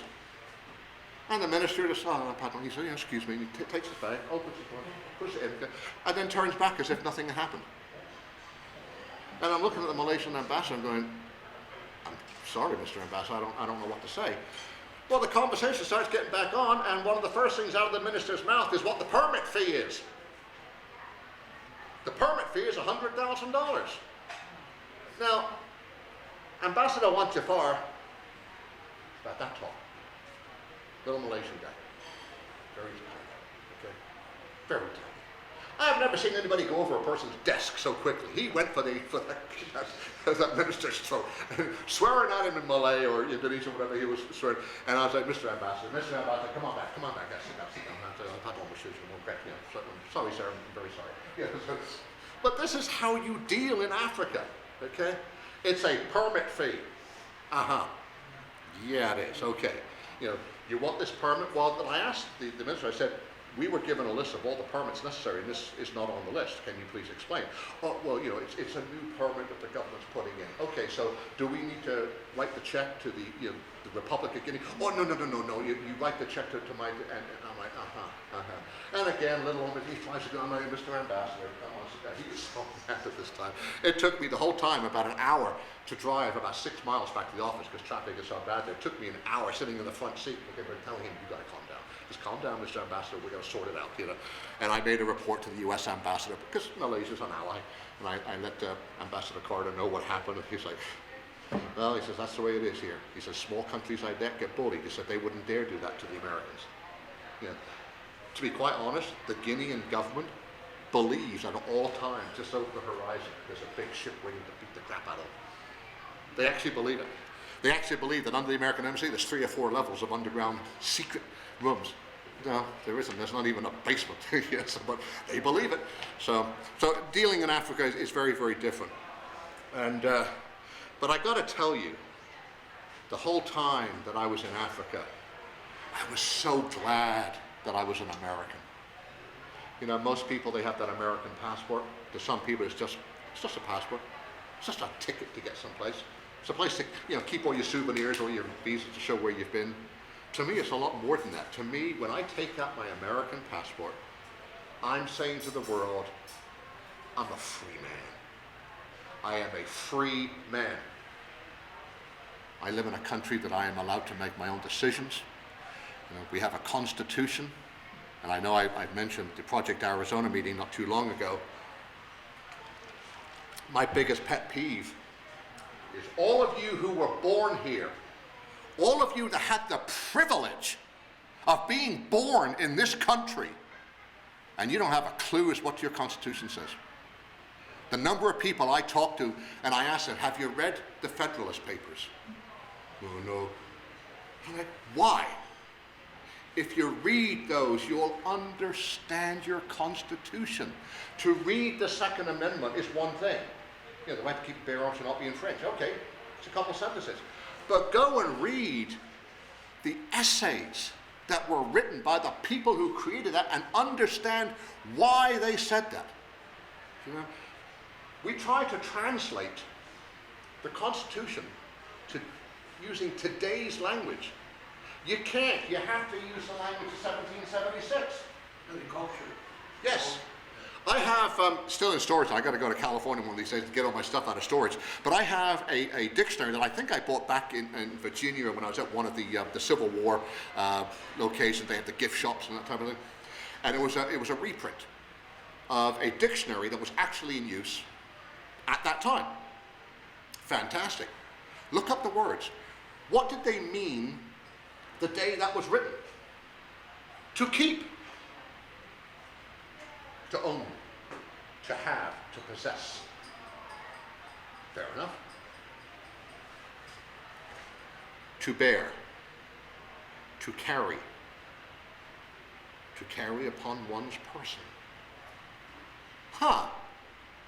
So the Second Amendment says that I have the right to own, possess, and the right to keep upon my person. For my self-defense. Well, because I use it in my business. My clients expect me to be armed. People don't know how to read the Constitution. We read the Constitution with 2020 eyes or 2019 eyes when we should be looking at it with 1776 eyes. Yes. We need to educate our young people. Words change. I speak French. If I come up to you and go, hey, that's cool, you know what I'm talking about. If I translate that to a French person, you go, hey, c'est quoi? Hey, c'est quoi? It is. Cool. You're going to be like, because the same words, when translated, A different, oh God. This is one of the things that people used to get bugged at me when I was in politics, is they eventually got me one of those lapel ones with the microphone so I could walk all around, because I would just wander off here like, oh, Mike's on walkabout again. Yeah, there he goes. So I ask people, take the time, go back and read the Federalist Papers, even read the anti-Federalist Papers, the opposing argument. That way you'll see both sides of the argument. Read those. Then go read the Constitution, the Bill of Rights, and you will. I did that, and it's like this huge light bulb came on, because first I would read the Bill of Rights, hey, that's nice, right to free assembly, blah, blah, blah. But it wasn't until I understood the reason these great men wrote what they wrote. It's phenomenal. They were millennia ahead of their time, and we should be so grateful that these people existed. My God, I mean, you look at the intelligence level of those men that did not have the education available to them then that we have now, and what they did for this country. But there are so many people now, and I look at this and go, I came from a socialist country. Maggie Thatcher destroyed that. Thank God we had Maggie Thatcher and Ronald Reagan at the same time. I'm starting to see the same thing right now. We got Donald Trump and we got Boris Johnson in London at the same time, because I think that I'm for Brexit. Get the hell out of the EU. It's a waste of time, money, and energy. I don't like my country, my cousins who are fishermen and farmers being told by Brussels, Belgium what they can grow. Yeah, I'd like to see Brussels, Belgium tell a Texan what he can grow. Yeah, that wouldn't go over too well. So when I talk about proactive politics, it's also very easy to sit in front of our TV and be a Monday morning quarterback, to say, oh, what I would have done. I don't care what you would have done personally. I care what have you done. Come and tell me that you went to a meeting and you spoke, that you did the Norman Rockwell thing. You stood up in front of a group of people and you exercised your right as an American to give your opinion. Whether everybody else in the room disagrees with you or not is totally immaterial. It really is. But we're so afraid of being attacked these days. And I get people warning me all the time. They're like, Mike, you've got companies out that that you're managing their security, that they're liberals. And I go, yeah, but they also know how good I am. And I've asked them many times, would you rather walk through a dark alley with me or some, well, I won't say in front of ladies, but some anti-wasted little liberal? They go, no, we want you with us. I'm like, yeah, exactly. Politics sometimes steps aside when your personal safety is involved. Yeah. So I'm going to ask people, and I'm going to keep asking people, keep questioning, keep learning. Learn what is already there, the things that we've had, the Federalist Papers, read those, come back and look at your Constitution with fresh eyes, and then tell your kids, tell your grandkids. You don't have to argue with them. Ask them. I asked my niece and my nephew, have you guys ever read the Federalist Papers? No, they were born here. I go, well, did you know that John Adams said this? No. I'm like, well, here, read this. And I bought them each a set, a beautiful bound set of the Federalist Papers. I bought them 4 or 5 years ago, a set each. And I said, you take these to college with you, take these to university with you. And you always refer, when people start talking about the Constitution, your rights, you refer back to that before you comment. So then you'll have the truth. And I thank God, my 2 nephews and my niece, they think Trump walks on water. I'm like, yes, thank you, God.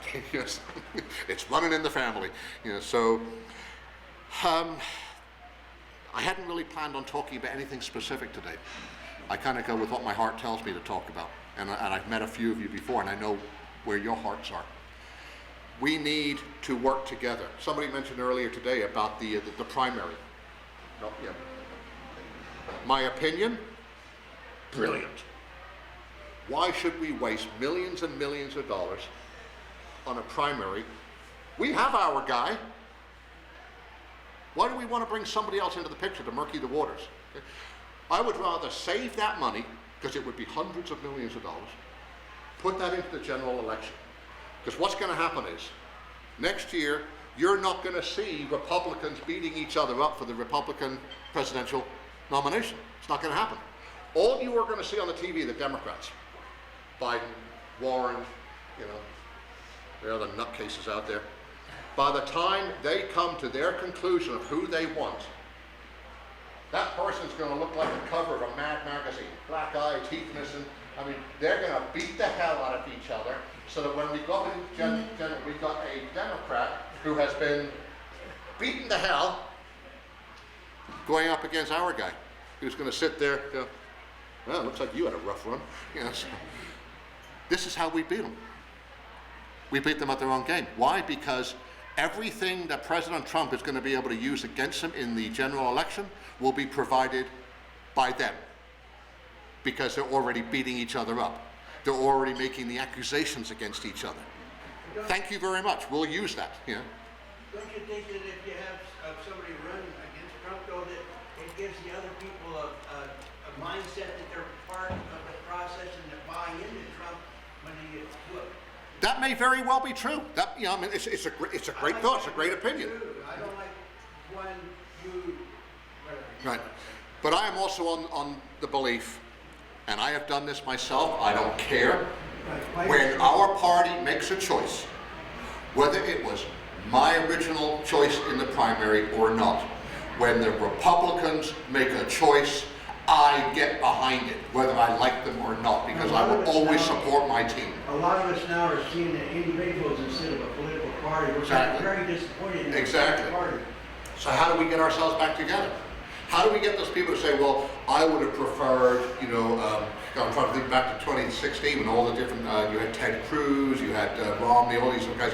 There are people who say, well, I wanted Romney. Okay, well, you had your vote. Okay? Not enough people voted. That's the democratic process. We now have Donald Trump as our nominee. We need to support him, because if you don't support him, if you don't vote for him, that's a vote for a Democrat. If you don't vote, you're actually giving a vote to the Democrats. Yeah. So what do you want to do? Oh, well, I don't. He's foul mouthed. And someone said to me, they go, well, so the fuck am I? And you're still standing there talking to me? Yeah. Who said he's Well, yeah. And I said, look, it doesn't matter. You know, we just 2 days ago they just announced, historically, the lowest unemployment this country has had since 1969. 3.5%. As a business owner, let me tell you something. This economy is hurting me because I can't hire enough people. In my security company, where we're used to paying people $13 to $14 an hour to be an unarmed guard to stand at the door somewhere and open it for people and say, hi, how you doing? Not a hard thing to do. I'm competing with companies that are paying $16, $17, $18 an hour for them to answer the phone, and when they feel a little tired, they can sit on a beanbag chair or go help themselves to a latte or go play a game of pool, because this is what all these modern companies are doing. I can't compete with that. So therefore, the people that I'm recruiting is getting to be, you know, we're holding out right now, but this economy, this booming economy, is hurting the security industry. 2 years ago, I had college grads. 2 years ago, I had a guy with a master's degree working with me as one of my supervisors. Now, I'm lucky if I can get someone with an associate's degree. Okay, sir. I disagree. I disagree with the bit that we need to vote. I think we need to quit cooperating in every which way we can, because I know for a fact that Trump was voted in because some retired CIA agents decided that Hillary couldn't win. And to prove it,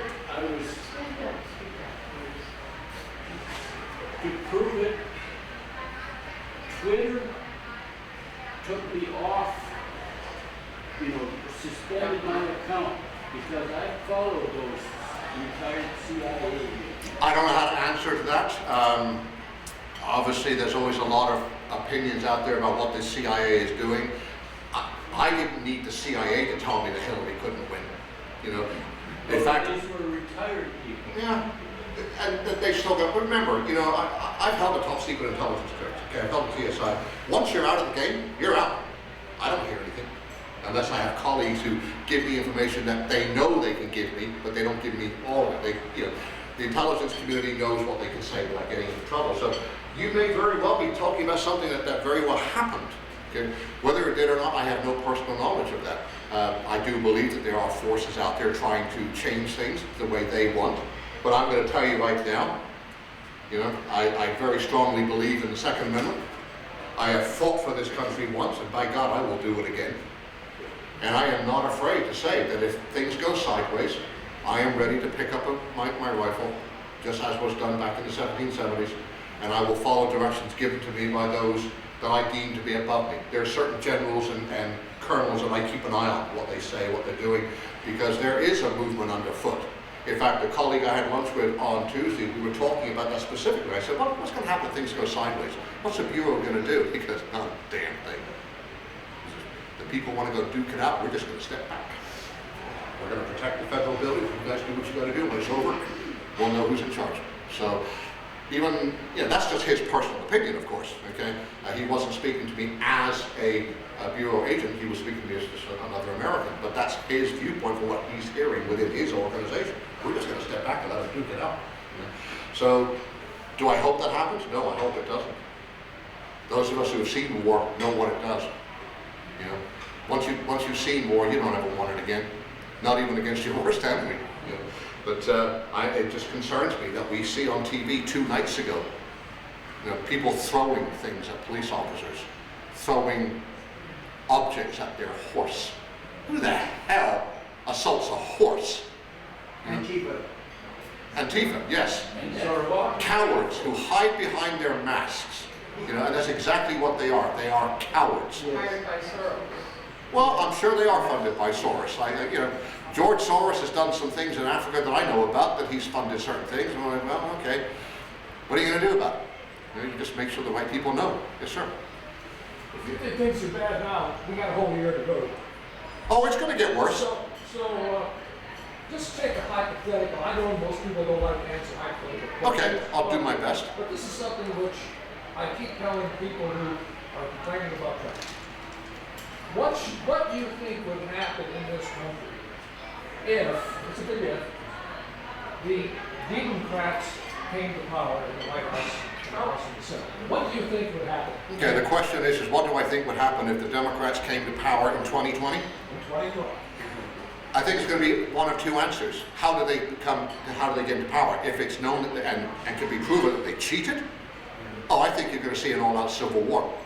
And for people who joke about that, you think the first Civil War was bad with 1 bullet every minute muskets and bayonets? Wait till you got guys like me out there with our AR-15 and a stockpile of 15,000 rounds right now of .223 hollow point. Full metal jacket. If they win legitimately, we're going to do the same thing that we did when Obama won. We're just going to roll our eyes. Geez, okay, let's just sit this out. Because we are not the Antifa type. We don't respond with violence because, we lost, okay? Okay, so we didn't get our participation trophy this time around, all right? So I think it's going to depend on how they win. And right now, I think the only way that they can win, and you're seeing it every day on the news with all the impeachment crap, because anybody with half a brain can see it's all just smoke and mirrors, okay? If they think that they can win legitimately, they're wrong. I believe that the only way at this time that the Democrats could win next year is by mass cheating. All right, now, just a quick follow-up. At the top of your presentation, you said you spoke to these kids in Santa Cruz or someplace where, right? And you can talk to them. Well, that was back in 2002. Hold on. That was my question. That's back in 2002. In today's political environment, do you think that proposition you say you can talk to would hold true today? Well, no, it wouldn't hold true today because of the way they are. But, I have to take a look and ask myself, this is for me, you can ask yourselves the same question. Am I willing to willingly live in a nation that allows the murder of unborn children? Children who would be viable and would have survived? No, I'm not. Because I believe that is murder. And I believe the only punishment for murder, especially of an infant, should be the death penalty. That contradicts what you said about the young girl that's released, doesn't it? But that child was only a month old. It was a month in the womb. That child would not have that child come out of the womb. It would not have survived. Yeah. So, what country am I willing to live in? Am I willing to live in a socialist country? Hell no. Am I willing to live in a country that tells me as a business owner how I must run my business and who I do business with? Hell no. I am not willing to live in that kind of a country. Am I willing to fight to stop that? Oh, hell yeah. Yeah. You want to force me to live a life that I consider to be evil? Oh, no. I'm going to fight evil with evil. Yes, sir.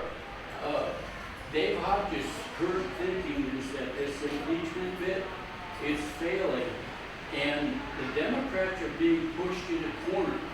Well, I should say the left, because the left encompasses nearly all of the politicians. They're being pushed in the corner. And if Trump survives until 2020, they can't let that happen.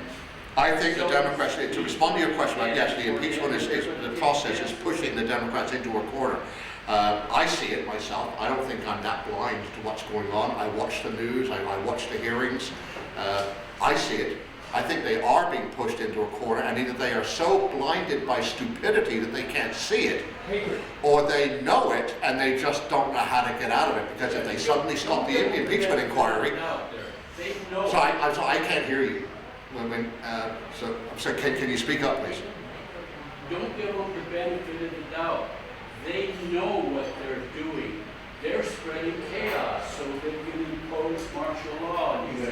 Well, martial law would be a hard thing to impose. I mean, first off, being a former soldier, I can tell you there isn't a hope in hell that any soldier would turn his weapon on civilians. You know, any officer gave me that instruction, they're going to get fragged. You know. October 3rd, the president signed something to recall the Marine reserves and military in case of chaos. So it's a different week now. But you got to remember, posse comitatus. That we can't have troops on the streets. So. Mentioned that was I have heard from some retired colonels and generals that they would expect that if worst case scenario, they would expect a lot of guys just to say, to hell with it. I'm from Alabama, I'm going home. I'm from Louisiana, I'm going home. He said, those southern boys are just going to go, I'm out of here, I'm going to go home. Most American soldiers, sailors, airmen, I don't believe that they would turn their weapons on the American people. I just don't believe, because you'd be turning your weapons on your own family. You know? Exactly. So hope it doesn't ever get to that. My God, I hope it never gets to that. But the Democrats, I think, are painting themselves into a corner. And I believe they know that they're doing it. They just don't know how to get out of it. And if they suddenly said, okay, listen, the impeachment play, it's over. They know that that would be the same as waving the white flag and we were wrong and we screwed up. Okay? So they're like little children. You keep, they're still going to keep telling the same lie. I didn't take the cookies. Yes, you did. In my mind, if I'm right with you there, you're assuming their brains are working, or I'm assuming they're demon-crash. You're dealing with demon spirits in these people, and they're not susceptible. That's my personal. When you're in the public eye, even as a business owner, you have to be nice in the way you say things. You know, what I say in public is different than what I say in private with my family about how I feel about different things. I believe that the Democrats are wrong. I believe and it amazes me in how such a short amount of time this country has turned. Yes. How we can have people like AOC getting elected.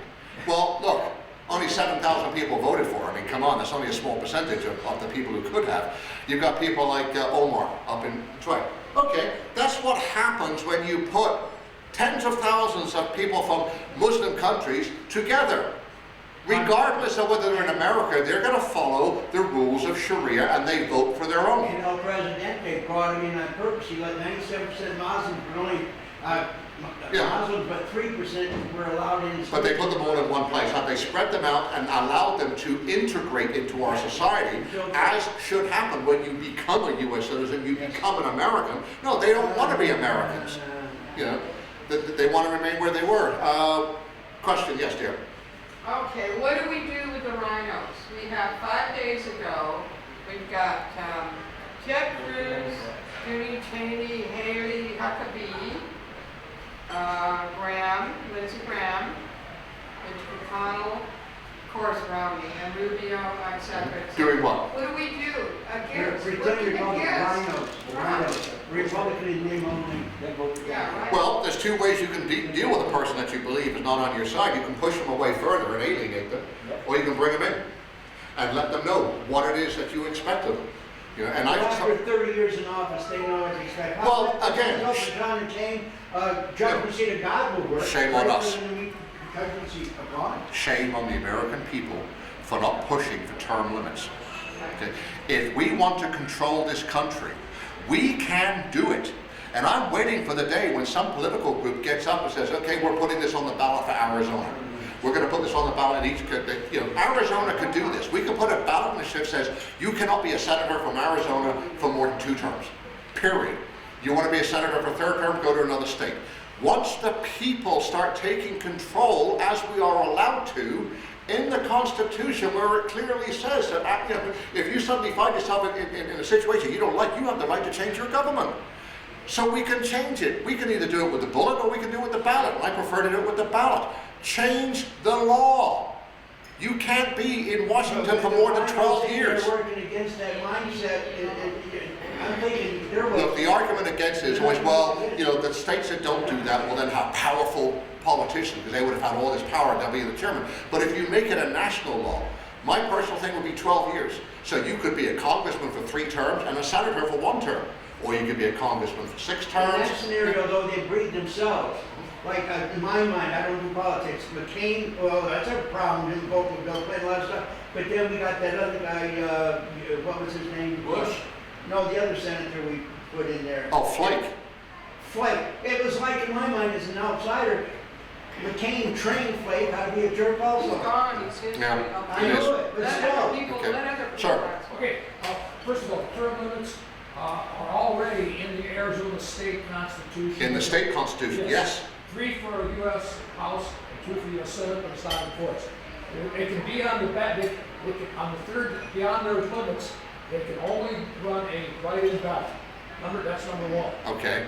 Number 2, with all the evidence that's been coming out about all the bad guys, and all the evidence that's yet to come out, do you really, really believe that we will ever see the real people who are responsible for all of this treason? Do you really believe that these people will ever be brought to justice? So the question is, do I ever believe that the people responsible for all the current treasonous acts going on right now will ever be brought to justice? I would like to believe so. I would like to believe that no one is above the law. Okay? But how do we, in order to do that, you have to have people enforcing the laws who also follow that. Yeah. You know? Right now, I think we have a good shot with Barr. One of those things that goes on in politics is it's the things that you don't hear about. That's where the power is. You know, the Democrats are putting everything on the table. We're going to impeach this guy. We're going to bring in these witnesses. We're like, well, thank you very much for telling us your game plan. You know, that's like a football team with the Super Bowl. The opposing coach goes, here's our game plan. You know, well, they just lost. Okay? We need to, as our side, we need to keep things close to the chest. We need to allow Barr and the Attorney General and his entire office to do their job. And then when they do spring something on us, you know, every day I wake up and I turn on the TV at about 5:30 and I want to wake up one day and see a picture of Hillary Clinton being taken away in handcuffs. And I will be for 5 seconds like, good job, now go get the rest of them. You know, so, I mean, it's going to happen someday. I don't know how any particular person can have such a crime spree.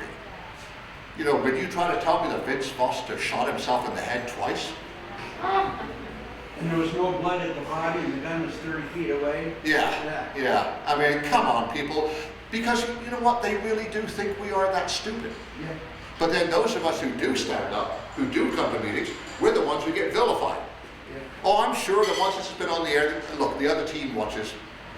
I know I'm going to get some comments. I know that my phone at the office is going to ring and I'm going to have people making threats to me, in which case I will say to you, my office is at 505 South 48th Street, Suite 102. Come on in, tell them you want to speak to Michael, they'll bring you back to my office. Okay? So let's see if you're brave enough now to go through with your threat. That's my office address. Come on down and see me. You know, and by the way, there's at least a half a dozen heavily armed guys in the reception area most of the time, so take your chance. Sir. I listen to Coast, and there's this guy named Will Coffey comes on, and he pointed out that there's a galactic film going on that includes the Earth, and one of the rules given to people on earth, the rulers, is that every bit of news is told once somewhere. And some people have recently put some videos together. It's just fantastic, the information, because they went out there. They researched all of these news studios or stations across the country. It's amazing, like with Seth Rich, they knew exactly what happened to me. I don't even know where to go with that one. I'm sorry, that one came out of left field for me, and I wouldn't mind seeing the videos. If you have those and you can send them to me, I'll watch them and make my own opinion. But then again, that's something that I can't talk about because I have no personal experience with that. So if anybody else has personal experience with that, share it with me. So as far as I know, that's probably about as much as look. I'm like anybody else. I can sit and talk with a bunch of fellow veterans and Americans. We can sit all day and just keep chatting about how we're going to save our country. But what I will say is that our generation has done a real lousy job. My grandparents' generation, that one, the greatest generation, the World War II veterans, they're gone now. And I hear so many of them down at the American Legion, the ones who are still around. They've often said, man, I wish I could still fight. And I respect these guys. But that generation created the greatest country in the world. They didn't run away when things got tough. They rolled up their sleeves and by God, they got to work. And whether it was here in America, my grandfather was with the Royal Navy. He was there at the surrender of the Japanese to the British at Port Klang. The Japanese surrendered to the Americans. And then they also surrendered a few days later to the British. My grandfather was on his ship, the HMS Fearless, the flagship, and I have a photograph of him receiving one of the Japanese admiral's swords. Supposed to give it back, but yeah, I know where it is. It's mine. So I was raised by him and his brother. His brother was a freaking Major General of the Scottish Black Watch. You talk about some tough guys. When I hear the stories, the war stories about what these guys did, I'm thinking, and you're still alive? Holy cow, how did you survive that? But they were tough, and that was the male influence that I had because my biological father just went off one day and we moved in with my grandparents, and that's the generation that raised me. So that's probably why I'm the way I am. I'm ready to fight for my country. Anytime, any place, anywhere. You start to destroy this country because once America goes, the world goes. Okay? I have watched all these caravans of people coming up from South and Central America into the US, up from the Middle East and Turkey and Syria into Europe. And if you look at the videos, there's hardly any women and children amongst them.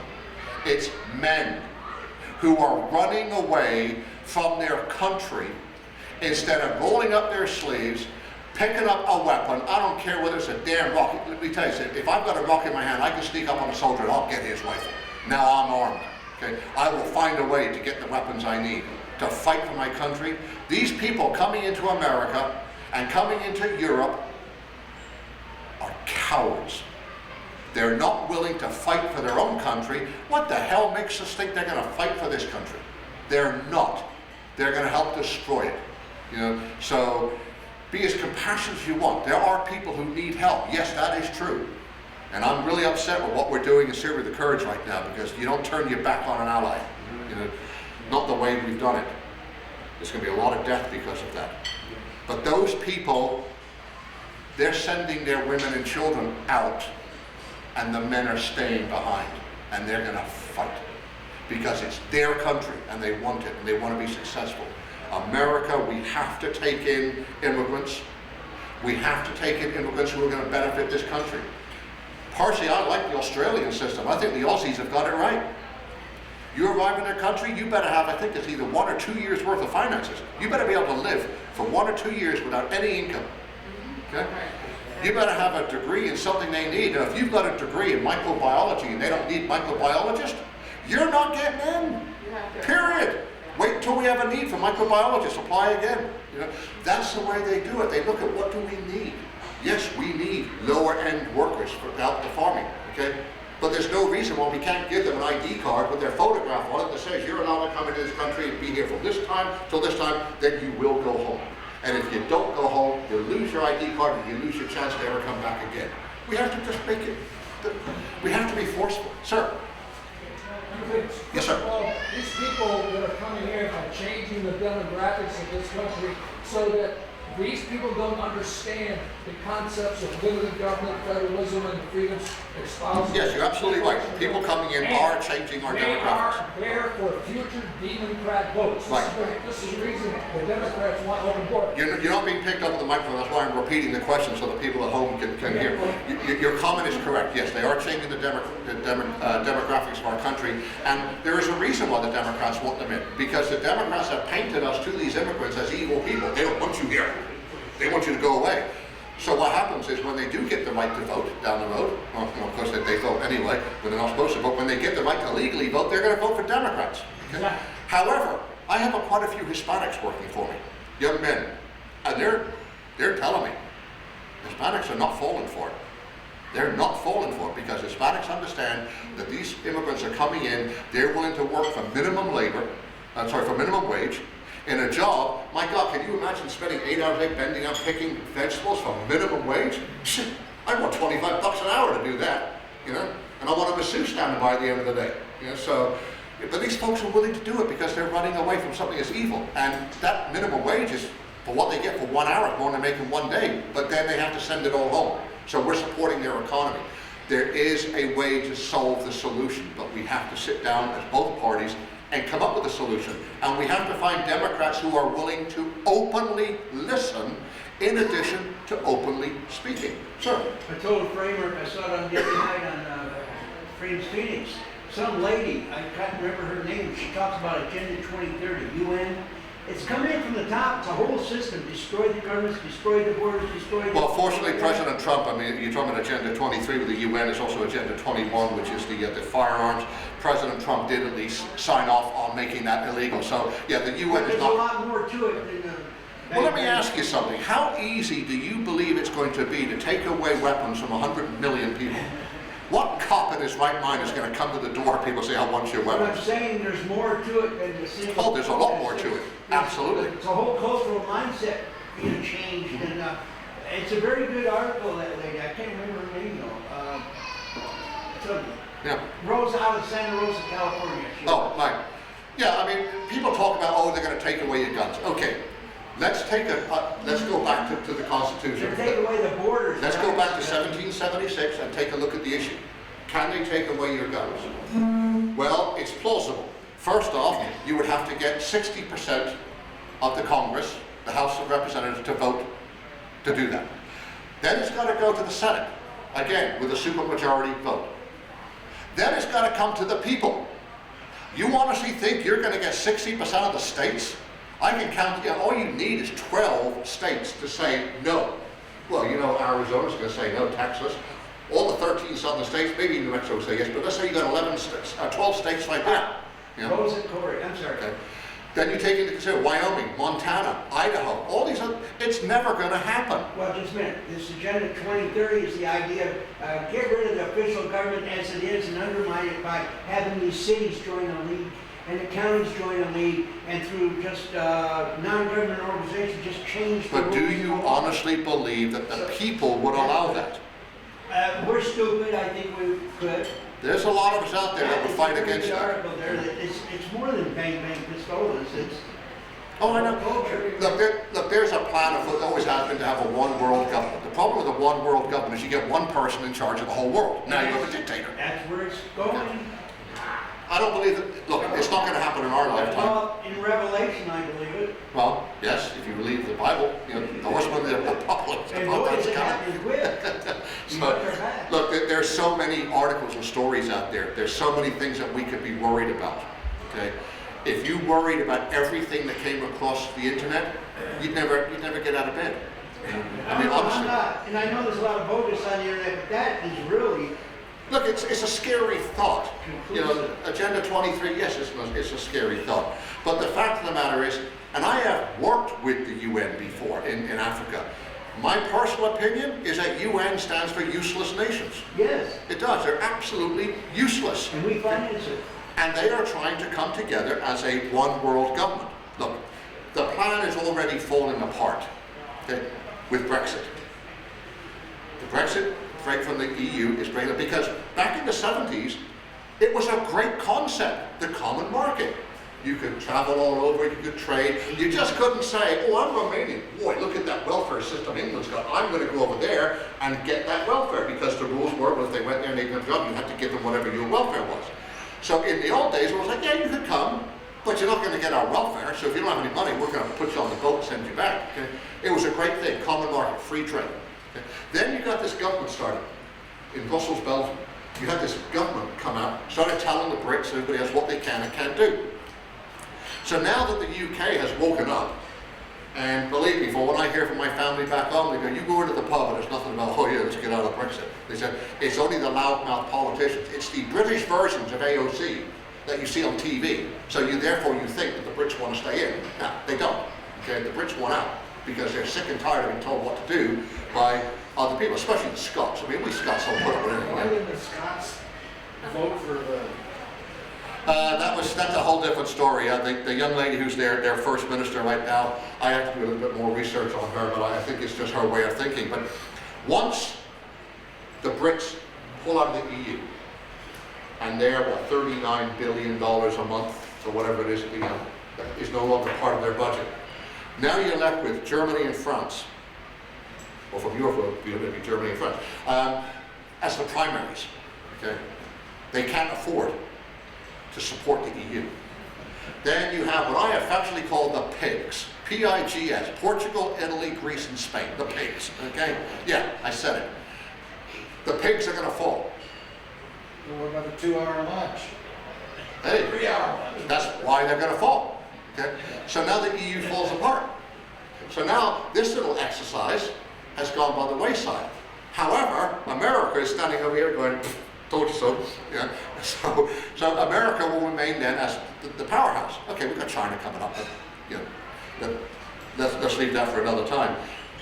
So this one world order is slowly falling apart because people are seeing it for what it is. It's a power grab. Okay. So once the EU, once the Brits leave, well, October 30th, I think it is. You know, I'm going to be down at the British pub down in Tempe, and we're going to be doing like a New Year's Eve thing. 10, 9, we're going to cheer when it hits midnight. It's like we're done. Actually, it'll be 2 o'clock in the afternoon because that'll be midnight in the UK. But anyway, so yes. Okay, would you agree that the United States is in greater danger today than it was on December the 8th, 1941, because at December the 8th, we knew who the enemy was. I was just going to say, back on the day after Pearl Harbor. The enemy is internal. Correct. Yes. The day after Pearl Harbor, we knew who the enemy was. They wore a uniform with a white background and a big red circle. Okay? We knew who the enemy was on the Eastern Front because they had the SS Nazi insignia on their uniforms. We knew who the enemy was. Now, we don't know who the enemy is. We have to sit and talk with someone to find out whether they're the enemy because they wear the same clothes that we do. They drive the same kind of cars that we do. And even the terrorists. How do you tell them? Terrorists don't wear a uniform. You know, I mean, how do you tell the enemy? We have the Mitt Romneys of the world. Well, yes, we have the Mitt Romneys of the world, but I'll tell you what, I think people are waking up to him. I really think so. As I hear people talk about it, they are coming up to opening their eyes to Mitt Romney and realizing that, you know, if you're a Republican and you are a member of the Republican Party and you are an elected Republican, you don't go on national TV and trash your president. If you've got something negative to say it privately. Tell them privately. Ask for a meeting. But when you do it on national TV, oh yes, I'm sure his small number of base supporters think it's wonderful, but how many of those decided, you know what, that was the last straw, backing away from this guy? It's slowly happening. Yes, sir. What's your thought on the leadership of the FBI and the CIA? Because I've got a strong opinion, and I'm curious. Well, I mean, look, come on. The leadership of the FBI and CIA, take a look at what you're dealing with. You're dealing with, obviously, Clapper. You're dealing with, you know, oh, geez, all the guys that went through the Russia probe. The upper echelon of those. That's where the corruption is. That's what I'm thinking. You talk to the guys, like I know the guys here, some of the guys at the Phoenix office, okay? They are American patriots. They are putting themselves on the line every day for this country. But the top leadership poisons the whole thing and it becomes Because a joke. that's where the corruption rises to. Corruption doesn't stay on the ground. Corruption rises to the very top. Okay? And when you get into those positions, when you have so much power, you believe you're so powerful. Which is why I believe in term limits. Because no one should have that much power. Well, I say if they just enforce the existing laws and get a whole bunch of these people for treason now, not 4 years from now. You know, the problem with existing... Now. The problem with enforcing the existing laws is that for every law that exists, there's another one that contradicts it. Somewhere in the books, there's going to be a law that contradicts it. Okay? Just like some of the old-time laws that are still on the books. As good people, we don't follow them. Cattle rustling, still on the books. You can hang or shoot a cattle rustler, horse thief. Someone came and stole my horse. That doesn't contradict the existing laws on treason. Understood, but what I'm saying is there's laws that we wouldn't follow. I would say, well, geez, I'm just going to call the cops. Yeah, the guy stole my horse, so I'm not going to go shoot him, even though on the books it says I can. But in court, they would probably say, yes, but this is a modern society, so you should have known better. Yeah, so we always have to worry about, yeah, the law says this, but how does the judge interpret it? As I said at the very beginning, if I come to you and say, hey, that's cool, you know what I'm speaking. But if I say it in French, hey, it's a whole different meaning. It's how do I translate it? Yes, sir. Yeah, I love your point. The Constitution doesn't mean anything anymore because all of these different interpretations. And it's been replaced by the 9/11 documents that they wrote after that. Yep. I believe the 9/11 documents have played a lot of heavy-duty role in the way things are these days. And I think it's something that really needs to be having a close look taken at it. But again, if it doesn't happen, then shame on us, because we are the people. Now, granted, there are some of the people who are diametrically opposed to us. That's always going to happen. But we have to find the things that matter. And to me, the thing that matters is the Constitution. Let's stop interpreting the Constitution. Read it. Read the Federalist Papers. Understand why they said that. And then you will understand. You know, I mean, okay, shall not be infringed. I agree with that. But then I started thinking, well, geez, you know, if some psychopathic mass murderer wants to buy a gun, should we infringe on his rights to buy a gun? Or should we say, yeah, but not you? You know, I mean, we have to have these in society.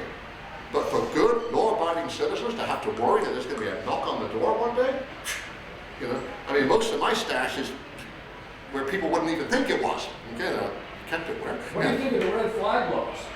Yeah. Oh, I think they're bullshit. Yeah. Yeah. Look, here I am. I have a license. That says I'm a qualified party. It means I own an agency. I'm licensed by the state to own an agency. That says I'm licensed by the state of Arizona to carry a gun for purpose of work. So, I'm going about my duties, going about my job, and somebody comes along and says to the police, Mike Morrison is crazy. I heard him on TV talking about starting a civil war. Well, play the tape back because I didn't say that, okay? But that's what it takes. Oh my God, he wants to start a civil war. You should take his guns away from him. Okay? So then you go before a judge, and it's a 50-50 chance. You got a Republican judge or a liberal judge. I end up with a liberal judge, and the liberal judge says, well, you weren't talking about civil war. You know, so we need to make sure that you can't start one, we're going to take away your guns. Well, immediately now, I am the owner of an armed agency that can't be armed. Okay? That now destroys my company. My clients are looking at me like, oh, Mike, you can't carry a gun anymore? Well, how are you going to protect me? Oh, well, we'll have to find another company. Okay? Something as simple as that can destroy a person.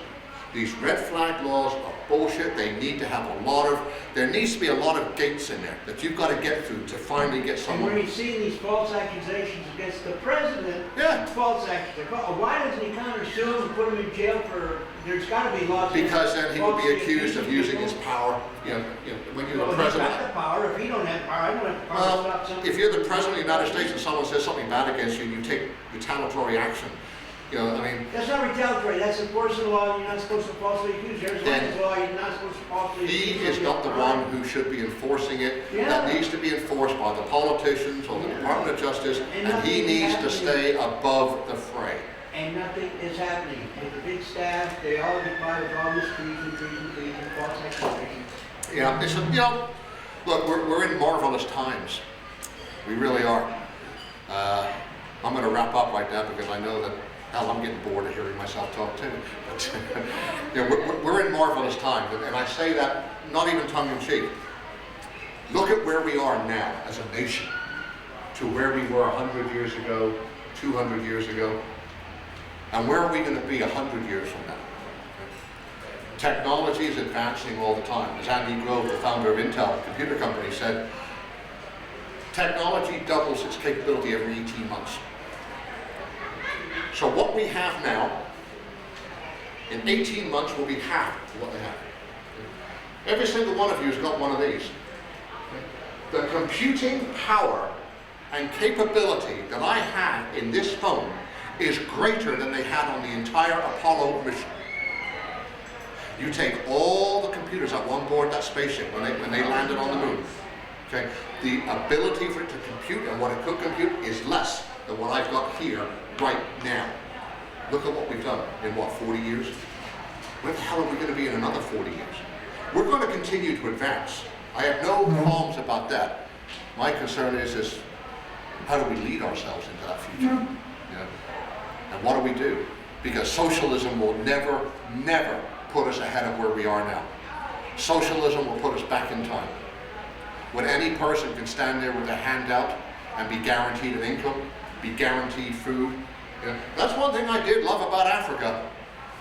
Oh, there's no welfare there. There's a lot of poverty. Let me tell you something. You don't see bodies in the street.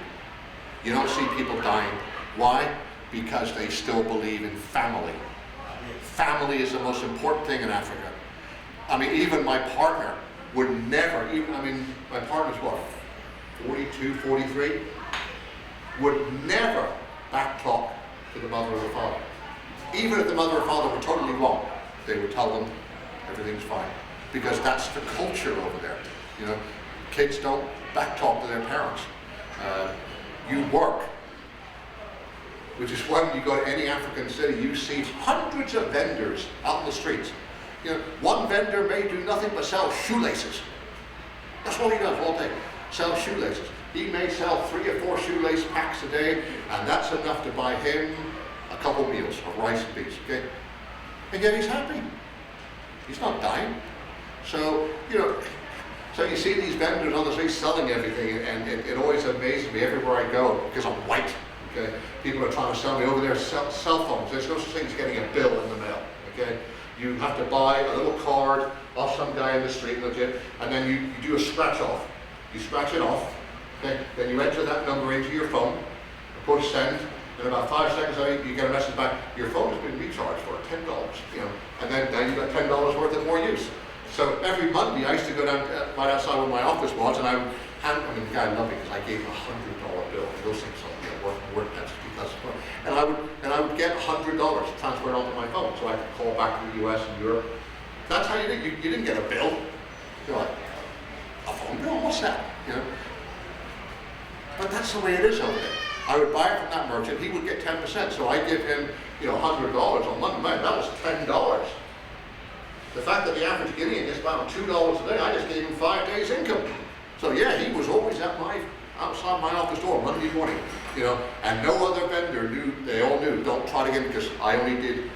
His name was Jean-Claude. I only did business with Jean-Claude, and I would ask, "Where's Jean-Claude?" And they go, "I don't know. We'll find him. I need my phone charge." So yeah, you learn to do business with people that are good, honest people. We are a great nation. We really are.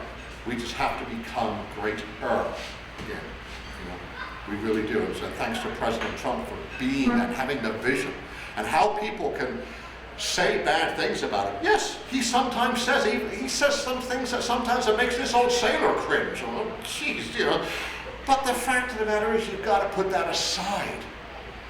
Women, Hispanics, blacks, lowest unemployment in our history. People are booming.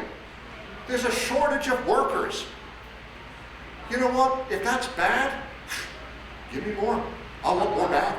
Give me more bad. I want more of that. Because I can honestly tell you, I think we all know in this country, had Hillary become president, this economy right now, I would be making twice as much money if Hillary were president, because the economy would be so bad, everybody would need security. Okay? When the economy's good, we lose clients because, well, we haven't had an attempted break-in in over a year. Well, yes, because my guard's standing right there. Oh yeah, but we don't need security. So we go away, and a couple of days they call us, yeah, we had a break-in last night. Oh, okay, so we put security back there. But when the economy goes bad, people steal more. They're hungry. When your kids are hungry, you do whatever you gotta do. You know, as a parent, if the last resort is to go steal, you know, you're not gonna let your kids go hungry. So when the economy is bad, it's great for my business. And I can honestly tell you without any reservation, if Hillary Clinton had been president of this country by now, I would be making twice the money I am. Yeah, but it wouldn't be. But I still don't want her as my president. It wouldn't last very long. No, it wouldn't last very long. But for a few years, I would be able to stockpile some cash, so when the tide turned, I would be okay. Yeah? So I am glad she's not my president. I'm glad Donald Trump is my president. Why? Because everybody is benefiting. Everybody, not just a few. And that's the way it should be. Right? So I will be, every Monday, I'm at the Project Arizona meeting. Kind of the unofficial master at arms there. I'm usually the one out in the audience, you know, keeping everybody quiet, making sure that they behave. So I hope to see you there for some of those meetings. We have some very good discussions. I thank those of you who did show up. Thank you for your questions. And I hope you don't mind that I kept repeating the questions so the people at home could at least understand it. But I really, really appreciate it. We have to fight. We have to keep fighting. Okay? But look around the room. Look at the generation that's here. I think I'm the youngest guy in the room, and I'm in my 50s. What the hell is going on? That younger generation, they don't care. Because they're too busy all day. Oh, Lord. They've never gone without. They're brainwashed. I've had times in my life when I've had to decide that particular day whether I was going to eat or whether my dog was going to eat. And believe me, my dogs never go hungry. So I can go 24 hours without food. If it's, drink a lot of water, it takes away. Because I was in that economic position when I was younger, in my early 20s. It happens. I remember making tomato soup out of ketchup packs when I was in college. Come on. These kids have never had to do that. They don't even know how to take the garbage out. Oh God, no. I love my nieces and my nephews, and I'm glad they're adults now because I remember when they were younger, all my sisters complained that they didn't know how to do anything. But my sister, as much as she and I don't agree on a lot of things, my sister raised 3 damn good people, and they are all now conservative Republicans. My niece is about to get married, I think next year. The young guy she's married just got out of the Corps, so he's my own personal devil dog. I was Army infantry, so I tell them, hey, we're kind of the same. We both carried a rifle. So, my veterans, they're my brothers and my sisters. We've been there. We've done the deed, and I don't ever want to have to pick up a weapon and do it again. But by God, I will tell you right now, that's the reason why I'm getting back into law enforcement. That's the reason I went into my board today for an agency that's interested in having me come on board as a reservist, just so that I can have that authority down the road to stop someone from committing a crime, to make things better, to help make our society better. We have to get these rooms filled, and they're out there. They're called college Republicans, the young Republicans. They are out there and they are active, but we're not inviting them, and so they flounder sometimes because they don't have leadership. When you have young people leading young people, come on, we were in our 20s at once, okay? What happens when you get young people leading young people? You're going to go around in circles, okay? We need to step up and say, hey, we want to help you. How do we get you guys to the next level? Because the Democrats started doing that back in the 60s. Okay? You got this young man there, Daniel McCarthy. Nice young man, intelligent young man, successful young man. But as I said to him the other day, I said, Daniel, why the hell are you starting your political career running for Congress or for Senate? Right there, Senate. You want to start up here? No. Right. Run for school board. Run for city council. Yeah. get your feet wet, learn who the players are, and slowly work your way up to it. That's how I was doing. City council, deputy mayor, county commissioner, and I ran the state assembly, but then of course I went on as fast to go overseas, so I kind of put an end to my political career at the time. These young people want to go straight to the top. They want to be the CEO the day they join your company. And you're like, you don't even know where the bathroom is, let alone how to do my job. And you want to be in charge? Pay your dues. We all paid our dues. Every single one of us in this room paid our dues in our lives. And we started out at the bottom, we worked our way up. And that's what the younger generation needs to learn. Yeah, because they're coming out of college and they've got these tech companies offering them $60,000, $70,000, $80,000 a year as a starting salary. Holy cow. No wonder they're spoiled. Yeah. But I love them anyway, because they are the future, and we have to develop them. We have to help them develop. Because if we don't, the Democrats are going to continue doing what they do, and back in the 60s, that's the end of the conversation right here. The Democrats started by putting people into city council, school boards, cemetery board, dog catcher. You know, what other position we have? Oh, we have in the judicial, the justice of the peace. Okay? You put a liberal in as a justice of the peace, and they can start making things a little different when it comes to the lower end judicial system. Okay? This is where we need to concentrate for the next 4 to 8 years. Get those packed up. In 8 years, start moving those people up. Bring in new ones, bring them up. That's how we stack each level. We put someone in as a Senate, and everybody below, Congress, state government, city government, whatever, they're all liberals. It doesn't matter what this guy does. He's standing on top of a whole bunch of liberals. He's not going to get what he wants done because it doesn't trickle down to the people. We have to start with the people, work our way up. And so that's where I would like to see the Republican Party start pushing to get younger people involved. Sir? They have rules for radicals by Saul Alinsky. Uh-huh. I have read Saul Alinsky's book. He covers all of this stuff. Oh yeah, he does. We need to follow those rules too. I will tell you that I agree with you 100%. Every Republican needs to get a copy of Saul Alinsky's Rules for Radicals books, read it, and then do what he said in the Republican Party. Beat them at their own game. You know, the roadmap is there for us to follow. We're too busy relying on our GPS to read the roadmap here. So, but what can I tell you? So that's me in a nutshell. I have been asked to run for office, and I am considering it, but at this particular time, no. Yes, ma'am. I want a table outside of the post office and libraries with a sign saying, attention 17, 18-year-olds, ready, registered to vote. And now, can we have a class on the difference between the parties for them? They need to be educated. Well, I believe if you did a class on the party, what do you guys think? Don't you think they would be accused of being biased towards one? They say, oh, you're just trying to get them to be Republicans. I mean, if there's if there would be a way to do like, I think there's some tests that you I can think check it's called yesterday when high it told you school. whether. History in high school is supposed to do that. Oh. Yeah, but they don't teach that anymore. How about homeschool? There's an organization in this valley called Constitution in the Classroom. She needs to get in touch with them. Okay.